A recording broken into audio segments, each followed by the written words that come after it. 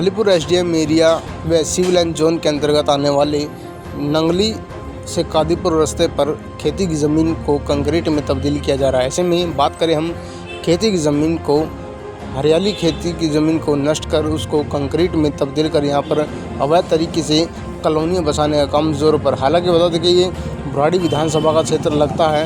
इस विधानसभा की हम बात करें तो इस विधानसभा में आए दिन कोई ना कोई नई कॉलोनियाँ काटी जाती है, जिस पर जो है यहाँ की गरीब जनता है उसको खामियाजा भुगतना पड़ता है। क्योंकि सदन में भी साफ तौर पर यहाँ के जो विधायक है संजीव झा, उन्होंने भी इस बात का मुद्दा उठाया था सदन में कि यहाँ के जो निगम पार्षद है वो अपनी जेब भरने के लिए इस तरह की जो अवैध कॉलोनी है वो कटवाते हैं और बाद में उसका खामियाजा जो है, जो आशियान जो गरीब जनता है यहाँ का जो अपने चंद पैसे इकट्ठा करके यहाँ पर मकान बनाती है उसको भुगतना पड़ता है।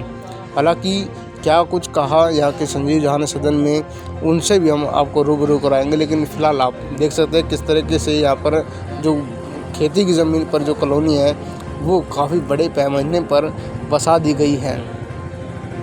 हालांकि यहाँ पर एसडीएम ने कई बार डेमोलिशन भी किया, लेकिन उस डेमोलिशन के नाम पर भी खानापूर्ति कहीं ना कहीं प्रशासन करता नज़र आता है, लेकिन जो उचित कार्रवाई है वो नहीं की जाती। हालांकि दिल्ली पुलिस की भी जो कार्रवाई यहाँ पर देखने को ज़रूर मिलेगी, क्योंकि दिल्ली पुलिस का भी कर्तव्य है कि शुरुआती दौर में वो भी इस काम को होने से रुकवा सकती है। लेकिन देखते देखते चाहे उसमें दिल्ली पुलिस हो या एमसीडी या एसडीएम, इन तीनों की इस तरह के कारण इस तरीके से इस एरिया में अवैध तरीके से कॉलोनी लगातार बसाने का काम ज़ोरों पर है।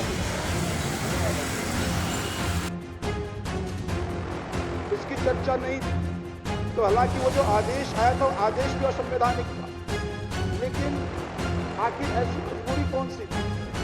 मैं एक क्षेत्र का विधायक हूँ, मैं बुराड़ी विधानसभा का विधायक हूँ। हमारे यहाँ 6 निगम पार्षद हैं।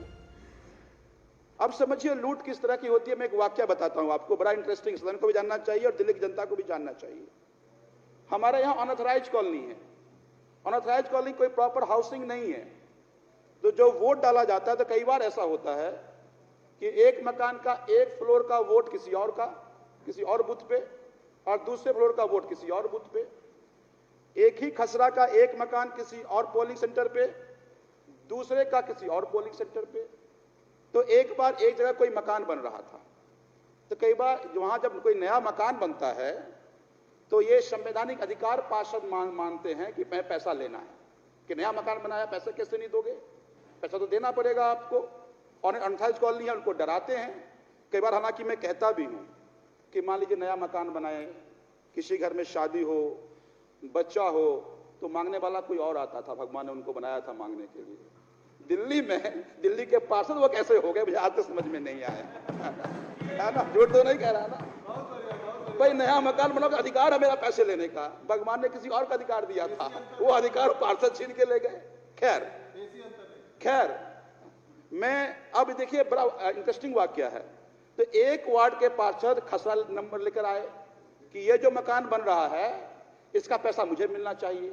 दूसरा पार्षद वोटर लिस्ट लेके आ गया कि नहीं ये मेरा वोटर है, मुझे मिलना चाहिए। दोनों में लड़ाई हो गई और लड़ाई इतनी भयानक हुई कि उसकी पंचायत विधानसभा में नहीं हुआ।